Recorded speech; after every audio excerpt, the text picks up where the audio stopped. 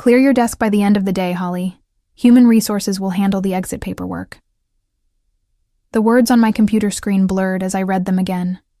After 5 years of dedicated service to Summit Edge Logistics, all I got was a cold, impersonal email. 3 days.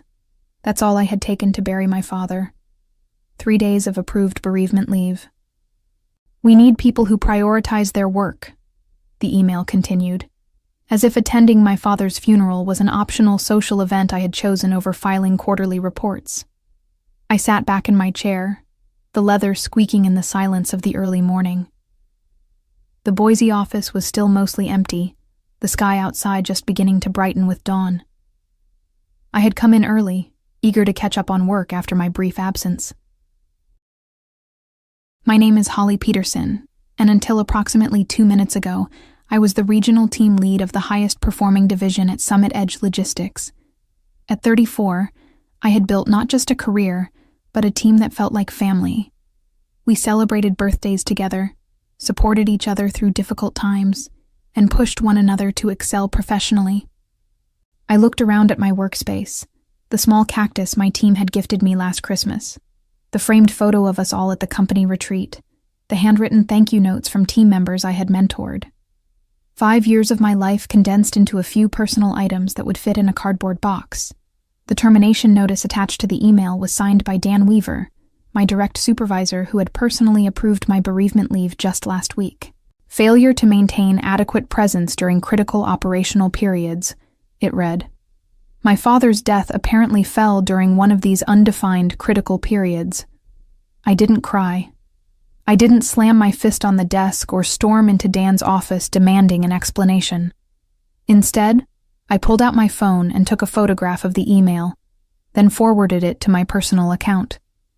Then I shut down my computer, stood up, and began methodically packing my things. By the time other employees started trickling in, my desk was half cleared. Tanya from accounting was the first to notice. "Holly, what's happening?" she asked, her eyes widening at the sight of my box. "I've been let go," I replied simply. "What? Why?" Apparently taking approved bereavement leave to bury my father wasn't showing proper priority for my work. Tanya's face transformed from confusion to outrage. "That's not right. Have you talked to Paula? The regional manager should know about this." "No," I said, carefully wrapping my cactus in newspaper. "I'm not going to fight it, but I won't forget it either." When you work closely with people for years, you learn to read their expressions. As I continued packing, more of my team members arrived. Jason was the first of my direct reports to hear the news, his usual cheerful grin vanishing instantly. "This is bull," he started, but I cut him off with a small shake of my head. "It's done, Jason. Dan made his decision. But we just finished the Newbrook merger last month. Profits are up 18% this quarter because of your planning." I smiled sadly. Apparently that wasn't enough. By 9:30, all 7 of my core team members had gathered around my desk in silent solidarity. Ethan, our logistics specialist who rarely showed emotion, looked like he might punch a wall. Veronica, our client relations manager, was openly crying. Behind them stood Michael, Luis, Diane, Gabriella, and Kayla, each with expressions ranging from disbelief to fury. "You can't leave," Veronica insisted. "The Wilson account renewal is next week. The Hernandez shipping contract is in negotiations. None of us knows the system like you do." I finished taping up my box. Dan should have thought of that before he fired me for attending my father's funeral. The severity of what I'd just said hung in the air. My father, gone just a week ago. The funeral soil still fresh. And now this betrayal from a company I had poured my soul into. "I need everyone back at their desks," came a sharp voice from behind us. Dan Weaver stood there, arms crossed, his thin face set in a disapproving frown. "We have deadlines to meet." No one moved. "Now," he added, his voice rising slightly. After a long moment, my team dispersed, each giving me a meaningful look as they returned to their workstations. Dan approached me, lowering his voice. "This could have been handled with more discretion if you'd waited until the end of the day to pack up." I met his gaze steadily. "Like the discretion you showed in firing me via email after approving my bereavement leave?" His jaw tightened. "Business needs change rapidly. Summit Edge needs people who understand that priorities shift.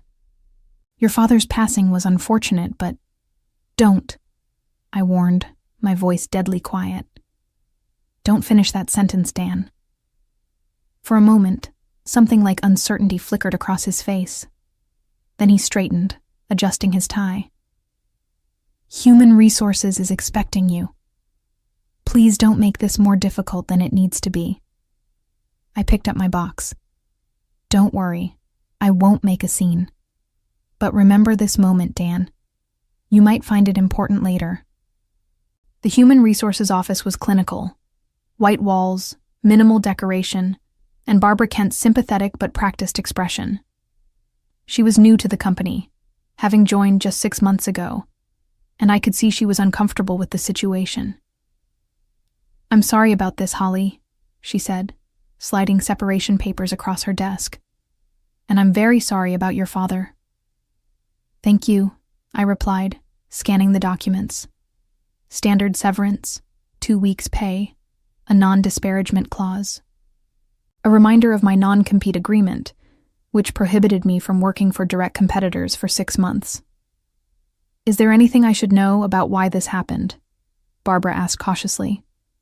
"This seems abrupt." I debated how much to share, then decided on the truth. I pulled out my phone and showed her the email. 3 days of approved bereavement leave, and I'm fired for not prioritizing work. Barbara's professional demeanor slipped, her eyes widening. "This is the actual termination notice? Just an email? No performance improvement plan? No documented warnings?" "No, nothing." She frowned, making a note on her legal pad. "I need to verify some things with the legal department. Would you excuse me for a moment?" While Barbara stepped out, I gazed through the window.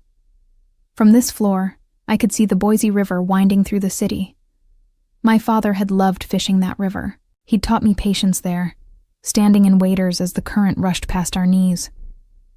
"The river moves, Holly girl," he'd say, "but the rocks stay steady. Be like the rocks." Barbara returned 20 minutes later, her expression carefully neutral, but her tight smile told me everything. Nothing would change. "Unfortunately, Idaho is an at-will employment state," she began. "The company is within its rights to—" "I understand," I interrupted, signing the documents without further argument. "Summit Edge can do whatever it wants, just like I can." She hesitated, then lowered her voice. "Off the record. This isn't right. If you wanted to pursue action—" "I don't," I said firmly. "But thank you." As I walked through the main office toward the exit, I felt eyes following me. My team watched silently, their faces somber. I gave them a small smile, my last act as their leader. Outside, the September air was surprisingly warm. I placed my box in the trunk of my car and sat in the driver's seat, allowing myself a moment to process everything. My phone chimed with a text message, then another, and another. "Jason, this is wrong. What can we do?" "Veronica, are you okay? Can we meet up later?" "Ethan, Dan's a spineless jerk. The team is furious." More messages poured in, expressions of outrage, support, loyalty. These people weren't just colleagues. They were my professional family. I started my car, a plan already forming in my mind. I wouldn't fight Summit Edge directly. I wouldn't sue, though I probably had grounds. No, I would be strategic, patient, like my father taught me. The rocks stay steady while the river rushes past. My phone rang. It was Hank Fleming, the CEO of Vertex Transport Systems, Summit Edge's biggest competitor. We'd met at an industry conference last year and kept in touch. He'd been trying to recruit me for months. It was time to return his call. The Vertex Transport Systems office was everything Summit Edge wasn't. Open concept, collaborative workspaces, and large windows framing the Boise skyline. Hank Fleming, a burly man with a silver beard and keen eyes, welcomed me with a firm handshake. "I've been hoping you'd call," he said, guiding me to a conference room. Though, I admit, I didn't expect it would be under these circumstances. Word traveled fast in our industry. Hank already knew about my termination, though not the details. I filled him in as we sat down, showing him Dan's email. "That's not just bad management," Hank said, frowning. "That's inhumane. Bereavement leave exists for a reason." "Summit Edge has always valued profits over people," I replied. "I just never thought I'd be on the receiving end." Hank leaned forward. "I'll be blunt, Holly. I want you on my team. Vertex is expanding our Pacific Northwest operations, and we need someone with your expertise. The division director position is yours if you want it." My heart skipped. Division director, a significant step up from my role at Summit Edge. More responsibility, more authority, better pay. "What about my non-compete?" I asked. Hank smiled. "Our legal team has reviewed it. It's overly broad and likely unenforceable. Plus, we'd cover any legal expenses if Summit Edge tried to enforce it." "I'd need to think about it," I said carefully. "Of course," Hank replied. "Take the weekend. We can talk specifics on Monday." That evening, I met Veronica and Jason at Riverfront Brewing, a small pub away from downtown where we wouldn't likely run into other Summit Edge employees. They arrived together, their expressions a mix of anger and concern. "How are you holding up?" Veronica asked, sliding into the booth. "I'm all right," I assured them. "It's been a challenging couple of weeks, but I'll land on my feet." Jason snorted. "Dan's a fool. The office is in chaos already. Nobody knows where the Henderson proposal files are stored, and the system access you had hasn't been transferred to anyone else." "That sounds like a Dan problem," I replied, taking a sip of my water. Veronica leaned forward. "It's more than that. Everyone's talking, not just our team. People are furious about how you were treated." I hadn't expected that. "Really?" "You were respected, Holly," Jason said. "Not just by us. The way Dan handled this. People are scared now. If they do this to you, their star team lead, what would they do to anyone else?" Veronica nodded. "Paula's been asking questions. The regional manager looks worried." "Good," I said simply. As we talked, more texts arrived from other team members. Similar stories of disorganization, frustration, and anger at management. Summit Edge was feeling my absence already. "What will you do now?" Jason asked. I hesitated. "I've had an offer from Vertex." Their eyes widened. "But my non-compete—" "Those aren't always enforceable," Veronica said quickly. She worked with contracts daily and knew the legalities, especially if they fired you without cause. That's what Vertex's legal team said, but it's still a risk. Jason's phone buzzed. He checked it and frowned. "Dan's calling an emergency meeting tomorrow morning. Saturday. He's never done that before." "The Wilson account review is due Monday," Veronica explained to me. "Nobody can find your analysis files." I smiled slightly. Those files were properly stored on the company server, but my particular organizational system wasn't immediately obvious to others. I hadn't anticipated this would become an issue, but I couldn't deny feeling a flicker of satisfaction. "I should get going," I said, gathering my purse. "Early appointment tomorrow." As I stood to leave, Jason caught my eye. "Holly, if you did go to Vertex, hypothetically speaking, would they be hiring?" I paused, studying their faces. "Hypothetically, yes, they're expanding rapidly." The look that passed between Jason and Veronica told me everything. Saturday morning, I met with Vincent Torres, an employment lawyer recommended by a friend. His office was small but elegant, with diplomas from prestigious universities adorning the walls. I explained my situation, showing him the email and termination notice. "This is textbook wrongful termination," Vincent said, removing his glasses. Firing someone for taking approved bereavement leave could be argued as both a breach of contract and a violation of good faith.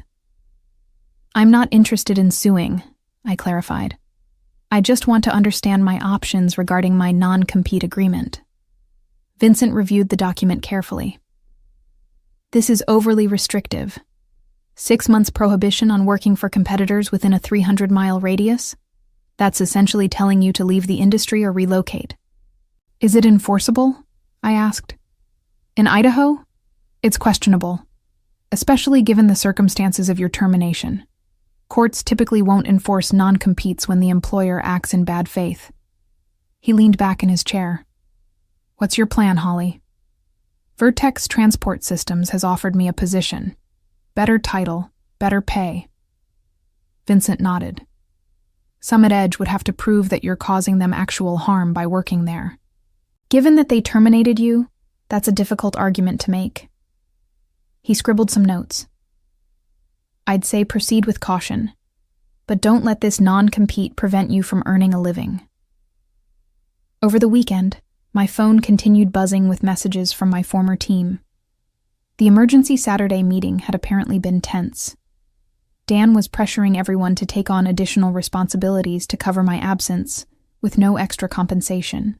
The Wilson account files had been located, but nobody fully understood my analysis methodology. By Sunday evening, I had made my decision.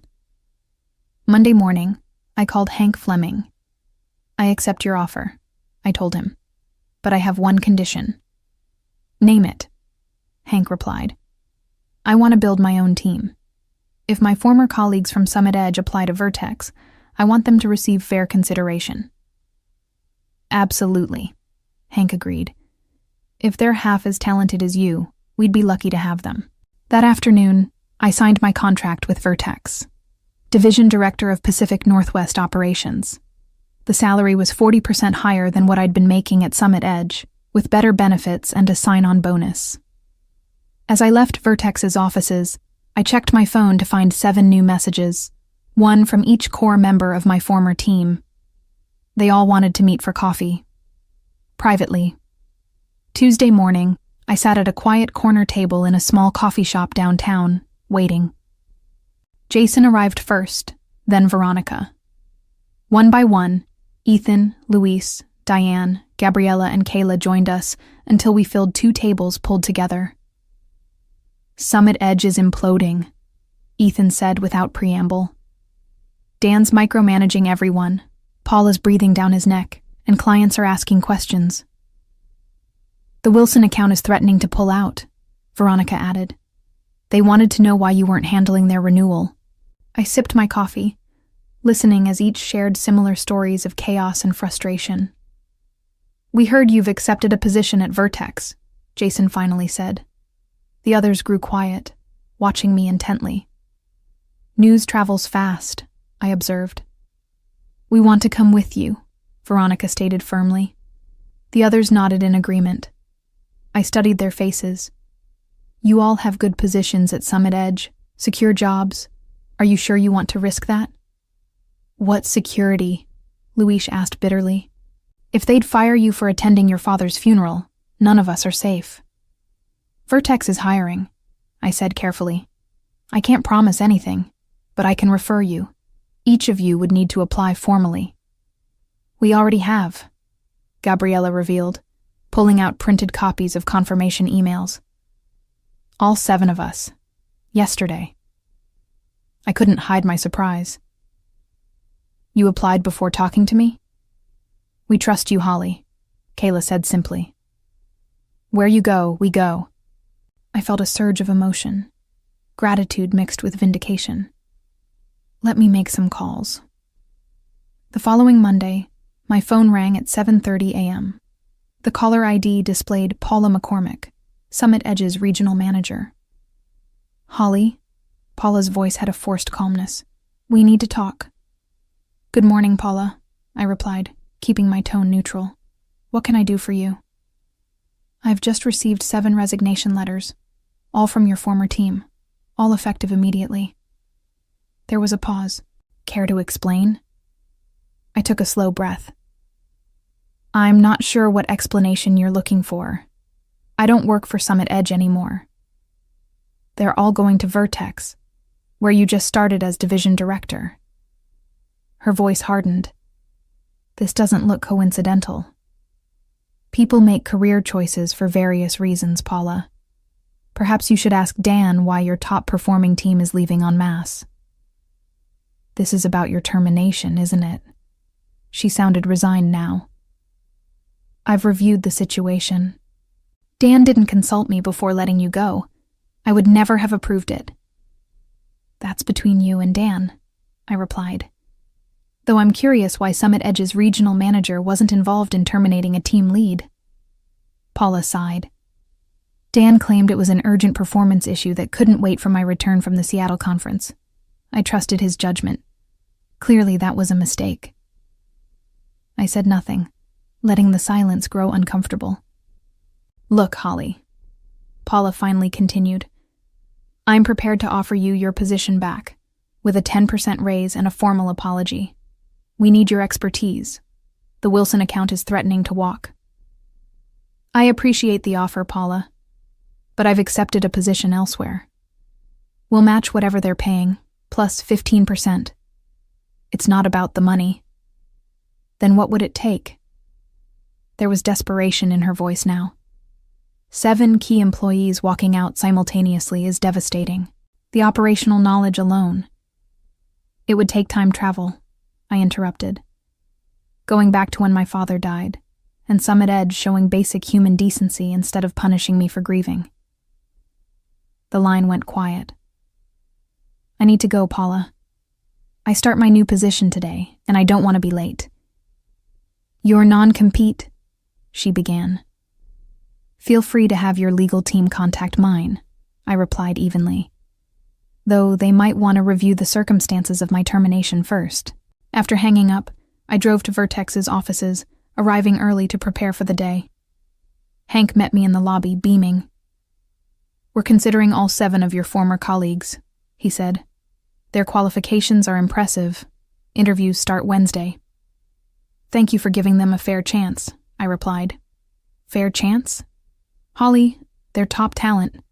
Summit Edge's mistake is our gain." 2 days later, I received another call, this time from Barbara Kent in Human Resources at Summit Edge. "I shouldn't be telling you this," she said quietly, "but Dan Weaver has been placed on administrative leave pending review. Paula's launching an investigation into management practices, particularly around bereavement and time-off policies." "That's good to hear," I said genuinely. "The board of directors is involved now," Barbara continued.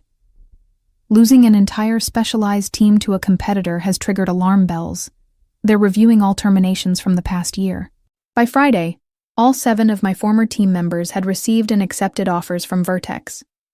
We met for dinner to celebrate, raising glasses in a toast. "To new beginnings," Veronica said.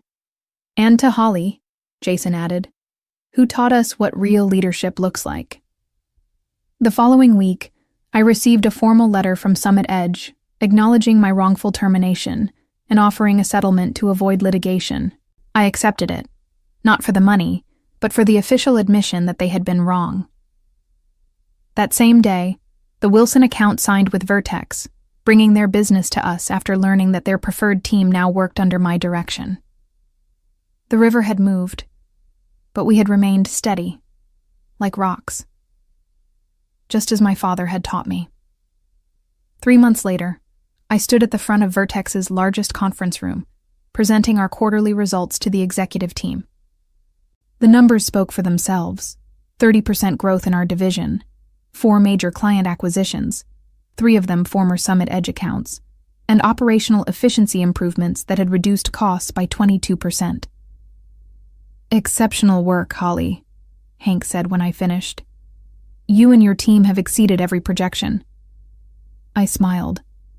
My team deserves the credit. They've been remarkable. After the meeting, I returned to my office to find my 7 core team members waiting with a cake. "What's this for?" I asked. "It's been exactly 3 months since we all jumped ship together," Jason explained. "We're celebrating our Independence Day." I laughed. "You're all ridiculous." "But happy," Veronica added. "Seriously, Holly, everyone's thriving here." It was true. Each team member had grown professionally in their new roles at Vertex. They had more autonomy, better resources, and were finally receiving recognition for their contributions. Most importantly, they were valued as people, not just productivity machines. My phone buzzed with a news alert. Summit Edge Logistics announces restructuring amid client exodus. I showed it to the group. "I heard they lost the Hernandez contract last week," Ethan said, cutting cake slices. "That's 20% of their Pacific Northwest revenue." "Dan's gone," Luis added. "Cleared out his office Friday. Paula's trying to save what's left, but..." I felt no pleasure in Summit Edge's struggles, only a sense of justice. The company wasn't failing because we had left. It was failing because its leadership had created a culture where employees were disposable, where attending a father's funeral was considered a lack of commitment. To Summit Edge, I raised my water glass. May they learn that a company is only as strong as how they treat their people. And to Holly, Gabriella added, who showed us we deserved better. 6 months after joining Vertex, I received an unexpected lunch invitation from Paula McCormick. She'd left Summit Edge and joined a management consulting firm specializing in organizational culture. We met at a quiet restaurant overlooking the Boise River. Paula looked different, more relaxed. The perpetual stress lines around her eyes softened. "Thank you for meeting me," she began. I wanted to apologize properly for what happened. "You weren't directly responsible," I reminded her. "No, but I created the environment that made it possible." She sighed. "After you and your team left, everything unraveled. The board brought in external consultants to evaluate what went wrong. The report wasn't flattering to any of us in leadership." I nodded, waiting for her to continue. "Summit Edge is being acquired by Meridian Shipping," Paula revealed, "at a fraction of its previous valuation. They're basically buying the client list and physical assets." The news didn't surprise me. Summit Edge had been hemorrhaging clients and talent for months. "What about Dan?" I asked. "Still unemployed, last I heard. His reputation in the industry..." She trailed off. "Let's just say your story has circulated widely." I hadn't spread the details of my termination, but I hadn't hidden them either. When asked why I'd left Summit Edge, I told the simple truth. "I've learned a valuable lesson from all this," Paula continued. "Now I'm helping other companies avoid the same mistakes." As we finished lunch, Paula asked the question I sensed had been on her mind all along. Was it worth it? Walking away quietly instead of fighting? I thought about my team at Vertex, thriving, motivated, and treated with respect. I thought about the clients who had followed us, who now received better service. I thought about my father, who had taught me that sometimes the strongest response isn't the loudest. "Yes," I replied simply. "The results speak for themselves." 1 year after that fateful email that had changed the course of my career, Vertex named me Executive Vice President of Operations for the entire Northwest region. My division had become the company's crown jewel, efficient, innovative, and boasting the highest employee satisfaction scores in the organization. Each of my 7 team members had been promoted as well. Jason now led his own division. Veronica had transformed our client relations approach and earned recognition throughout the industry. The others had similarly distinguished themselves, their talents finally receiving the appreciation they deserved. On the anniversary of my termination from Summit Edge, I received a small package in the mail. Inside was my old cactus plant, now slightly larger but still thriving, with a note from Barbara Kent. "Rescued this from your desk. Thought you might want it back now. Summit Edge closes for good next week. I placed the cactus on my windowsill, where it would get plenty of sunlight. Like me, it had survived being discarded and found a better place to grow. That evening, I drove to the Boise River and stood on the bank where my father and I used to fish. The water flowed steadily around the rocks, just as it always had.